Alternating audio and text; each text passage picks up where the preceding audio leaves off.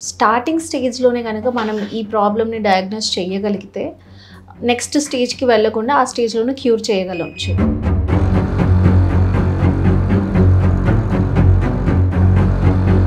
కొంతమంది ఎందుకు ఆపేస్తారంటే ఏదైనా యాక్సిడెంట్ అయ్యి కాలు ఇరిగిపోవడము, లేకపోతే ఏదైనా హాస్పిటల్‌లో తర్వాత జాయిన్ అవ్వడము.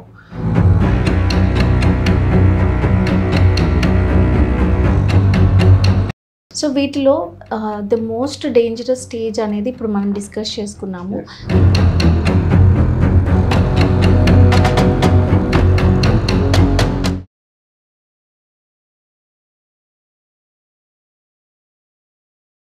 మన దగ్గర ఏ సర్వీసెస్ ఎక్స్‌క్లూజివ్‌లీ అవైలబుల్ ఉంటాయి సార్? పేరెంట్స్‌కి పెద్దవాళ్ళకి కావచ్చు, పిల్లలకి కావచ్చు.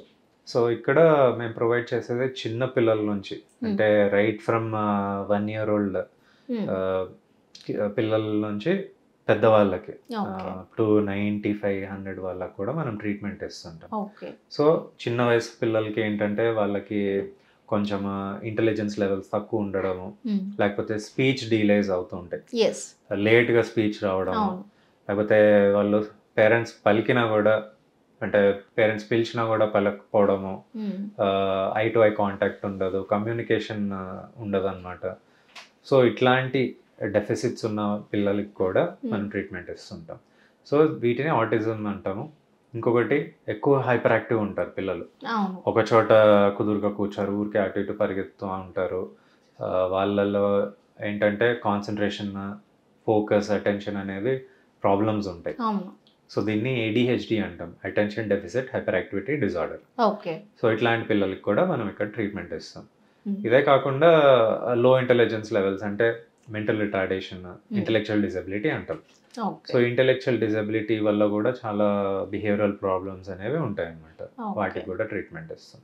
ఇవే కాకుండా చైల్డ్‌హుడ్ డిప్రెషన్, చైల్డ్‌హుడ్ యాంగ్జైటీ, హ్మ్. సోషల్ యాంగ్జైటీ, ఇంకేమైనా ఫోబియాస్, హ్మ్. దేని గురించైనా విపరీతమైన భయం, అవును. అట్లాంటివి కూడా ఇక్కడ ట్రీట్మెంట్ ఇవ్వడం జరుగుతుంది. ఓకే. ఇదే కాకుండా టీనేజర్స్‌కి, ఇంకా అడల్ట్స్‌కి depression, anxiety, OCD obsessive compulsive disorder అంటే ఎక్కువగా చేతులు కడగడము, అవును. చేసిన పనే మళ్ళీ మళ్ళీ మళ్ళీ మళ్ళీ చేయడము, ఇట్లాంటి మానసిక జబ్బులకు కూడా ట్రీట్మెంట్ ఇవ్వడం జరుగుతుంది.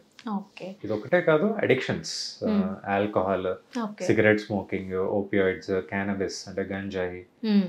Gaming addiction, internet addiction, gambling addiction, హ్మ్. వీటన్నికి కూడా మంచి ట్రీట్మెంట్ అనేది ఉంది. సో, ఈ అడిక్షన్స్‌కి అనేది ట్రీట్మెంట్ ఎలా ఉంటుంది సార్? ఏమన్నా ఒకసారి ఎక్స్‌ప్లెయిన్ చేయగలరా?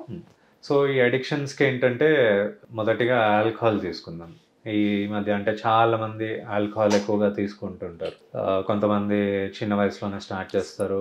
కొంతమంది కూలి పనికెళ్ళే వాళ్ళు కూడా చాలామంది కల్లు అనేది క్వార్టర్ గానీ, సారా ఇట్లాంటివి తీసుకుంటారు. అవును. సో, ఇది తీసుకోవడం వల్ల ఏంటంటే వాళ్ళకి డిపెండెన్స్ అనేది వస్తదనమాట, అడిక్షన్.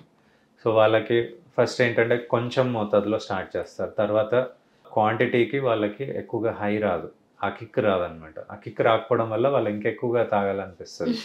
ఒకవేళ తాగకపోతే చేతులనేవి ఎక్కువ వణకడము, లేకపోతే చెమటలు పట్టేయడము, గుండెలో దడ రావడము, నిద్ర పట్టకపోవడము, హ్మ్. ఇట్లాంటి సమస్యలనేది వస్తుంటాయి. సో, ఇవన్నీ విత్‌డ్రావల్ సింప్టమ్స్ అంటాం. అది ఆల్కహాల్ వల్లే కాదు, ఏ సబ్స్టెన్స్ తీసుకున్నా, ఏ పదార్థం తీసుకున్నా కూడా వాళ్ళకి విత్‌డ్రావల్ సింప్టమ్స్ అనేవి కంపల్సరీగా ఉంటాయి. So, okay. వాళ్ళు దాన్ని ఆపడానికి వాళ్ళు ఇంకా ఎక్కువగా తీసుకుంటూ ఉంటారు. హుహు. సో, దానివల్ల చాలా ప్రాబ్లమ్స్ వస్తాయి. అంటే బ్రెయిన్ డ్యామేజ్ అవ్వడము, ఇంకా హార్ట్ అటాక్స్ రావడము, లివర్ ఫెయిల్యూర్ అవ్వడము, ఇంకా స్టమక్‌లో అల్సర్స్ రావడము, కిడ్నీ ఫెయిల్ అవ్వడము, ఇట్లాంటివి కూడా చూస్తుంటాం. ఓకే. సో, ఇంత తీవ్రంగా అవుతుంది. ఓకే. సో, అంతవరకు రాకుండా వాళ్ళు ముందే సైకియాట్రిస్ట్‌ని కలవగలిగితే వాళ్ళకి మంచిగా ట్రీట్మెంట్ ఉంటది. మెడిసిన్స్ రూపంలో, కౌన్సెలింగ్ రూపంలో రైట్ టైంకి మెడిసిన్స్ ఇస్తామనమాట. సో, ఫస్ట్ ఏంటంటే ఆల్కహాల్ డీటాక్సిఫికేషన్. ఆల్కహాల్ అనే కాదు, ఏ సబ్స్టెన్స్‌కైనా హ్మ్. ఫస్ట్ డీటాక్సిఫికేషన్ అనేది చేస్తాం. ఓకే. సో, వాళ్ళలో విత్‌డ్రావల్ సింప్టమ్స్ అనేవి కామన్‌గా ఉంటాయి. సో, వాటిని తగ్గించడానికి హ్మ్. మనం మెడిసిన్స్ అనేది ఇస్తుంటాం. ఓకే. అంటే ఆ సబ్స్టెన్స్‌ని రీప్లేస్ చేసి మనం మెడిసిన్స్ రూపంలో మనం ఇస్తామనమాట. అవి సేఫ్, సైడ్ ఎఫెక్ట్స్ ఏమి ఉండవు. హ్మ్. ఇవే కాకుండా ఆల్కహాల్ తీసుకునే వాళ్ళకి న్యూట్రిషనల్ డెఫిషియన్సీస్ అనేవి కామన్‌గా ఉంటాయి. హ్మ్. సో, న్యూట్రిషనల్ సప్లిమెంటేషన్ అనేది కూడా ఇస్తుంటాం. సో ఇది ఇవ్వడం వల్ల వాళ్ళకి బ్రెయిన్లో డ్యామేజ్ అవ్వకుండా మనం ప్రివెంట్ చేయగలుగుతాం ఈ సప్లిమెంట్స్ అనేవి. సో బ్రెయిన్ డ్యామేజ్ ఒక్కసారి స్టార్ట్ అయినాక దాన్ని మనము అప్పుడప్పుడు రివర్స్ కూడా చేయలేము. వాళ్ళలో ఎక్కువగా మతిమరుపు ఉండడము, లేకపోతే ఒక్కళ్ళే ఉన్నప్పుడు వాళ్ళకి చెవులో మాటలు వినిపించడము, ఎవరో మాట్లాడుతున్నట్టు తిట్టినట్టు, ఇంకా వాళ్ళకి ఎక్కువగా అనుమానాలు అనేది ఉంటాయి అన్నమాట. ఎవరైనా ఎమ్మట పడుతున్నారు, నన్ను ఫాలో అవుతున్నారు, నా మీద చేతబడి చేస్తున్నారు, అందుకే నాకు ఇట్లా చేతులు అనుకుతున్నాయి, నాకేదో అయిపోతుంది, ఇవన్నీ చేతబడి ఎవరో చేస్తున్నారు, నా మీద నా కుటుంబం మీద చేతబడి చేస్తున్నారు అని వాళ్ళు నమ్ముతుంటారు. ఎందుకంటే వాళ్ళకి ఆ టైంకి అప్పటికి బ్రెయిన్ డ్యామేజ్ అనేది అయిపోయింది అనమాట. సో బ్రెయిన్ డ్యామేజ్ ఒక్కసారి స్టార్ట్ అవుతే మనము చాలా కష్టం మీద దాన్ని రివర్స్ చేయగలుగుతాం. కొంతమందికి అది కంప్లీట్గా రివర్స్ కూడా కాకపోవచ్చు లేట్ స్టేజెస్లో. సో అందుకే ఆల్కహాల్ కానీ వేరే ఏదైనా మాదక ద్రవ్యాలు కానీ ఇట్లాంటివి తీసుకోవడం వల్ల ఇన్ని కాంప్లికేషన్స్ అవుతాయి. సో తొందరగా వాళ్ళు ట్రీట్మెంట్ అనేది తీసుకోవడం స్టార్ట్ చేస్తే అసలు వాళ్ళ లైఫ్ చాలా హ్యాపీగా స్మూత్గా ఉంటుంది. లేకపోతే చాలా కాంప్లికేషన్స్, మెంటల్ హెల్త్ కాంప్లికేషన్సే కాదు, ఫిజికల్ హెల్త్, వాళ్ళకి ఆర్గన్ డ్యామేజ్ అయిపోవడము, కొంతమంది లివర్ ట్రాన్స్ప్లాంటేషన్ వరకు కూడా వెళ్తారు. చాలా మందికి డోనర్స్ కూడా దొరకరు, వాళ్ళ కుటుంబ సభ్యుల అంటే ఆర్గన్స్ కూడా కొంతమంది ముందుకు రారనమాట ఇవ్వడానికి. అప్పుడు ఏంటంటే కెడావరిక్ లివర్ ట్రాన్స్ప్లాంటేషన్ అనేది ఉంటుంది. అంటే చనిపోయిన వాళ్ళ లివర్ తీసి ట్రాన్స్ప్లాంటేషన్ కూడా చేస్తుంటారు. సో ఇట్లా అంత కాంప్లికేషన్స్ వరకు వెళ్ళకుండా వాళ్ళు ముందే ఈ ట్రీట్మెంట్ అనేది తీసుకోగలిగితే వాళ్ళ ప్రాణాలే మనం కాపాడచ్చు. ప్రాణాలే కాదు, డబ్బులు కూడా చాలా సేవ్ చేయొచ్చు వాళ్ళు. ఓకే, అవును సార్. ఇప్పుడు మీరు ఉన్నట్లు డిఫరెంట్ అంటే లైక్ ఫైనల్ స్టేజ్ ఇలా అన్నారు కదా. సో స్టార్టింగ్ స్టేజ్లోనే కనుక మనం ఈ ప్రాబ్లమ్ని డయాగ్నోస్ చేయగలిగితే నెక్స్ట్ స్టేజ్కి వెళ్ళకుండా ఆ స్టేజ్లోనే క్యూర్ చేయగలవచ్చు. సో వీటిలో ద మోస్ట్ డేంజరస్ స్టేజ్ అనేది ఇప్పుడు మనం డిస్కస్ చేసుకున్నాము. సో ఇది డయాగ్నోస్ చేయడానికి ఎటువంటి ఏమైనా సిమ్టమ్స్ ఉంటాయంటారా సార్? ఇనీషియల్గా వాళ్ళు సపోజ్ ఆల్కహాల్ తీసుకుంటున్నారు, సడన్గా ఆపేశారు. కొంతమంది ఎందుకు ఆపేస్తారంటే ఏదైనా యాక్సిడెంట్ అయ్యి కాలు ఇరిగిపోవడము, లేకపోతే ఏదైనా హాస్పిటల్ తర్వాత జాయిన్ అవ్వడము, అప్పుడే ఒక వారం రోజులు తీసుకోరు.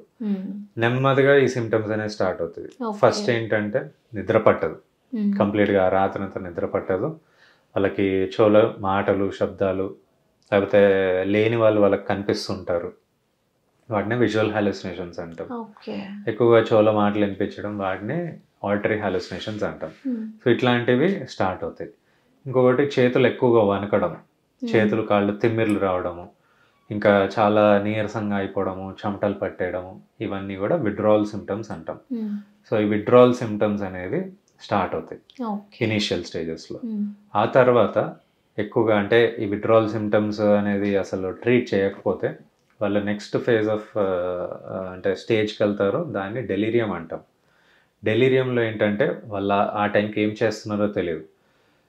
వాళ్ళు ఒకవేళ వాళ్ళకి ఏమన్నా క్యానులా అనేది పెట్టినట్టయితే అది పీకేసుకోవడము, లేకపోతే సలైన్ పెట్టింది అది పీకేసుకోవడము, లేకపోతే అందరినీ కొట్టడము, తిట్టడము, వాళ్ళు కూర్చొని మాట్లాడుకోవడము, ఇవన్నీ కూడా చేస్తుంటారు.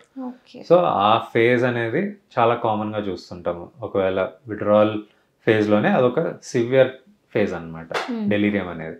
ఒక్కసారి అది స్టార్ట్ అయిందంటే యూజువలీ అది విదిన్ 72 hours స్టార్ట్ అవుతుంది. అంటే లాస్ట్ ఇంటేక్ ఆఫ్ సబ్స్టెన్స్కి విదిన్ 72 hours స్టార్ట్ అవుతుంది అనమాట ఆ ఫేజ్.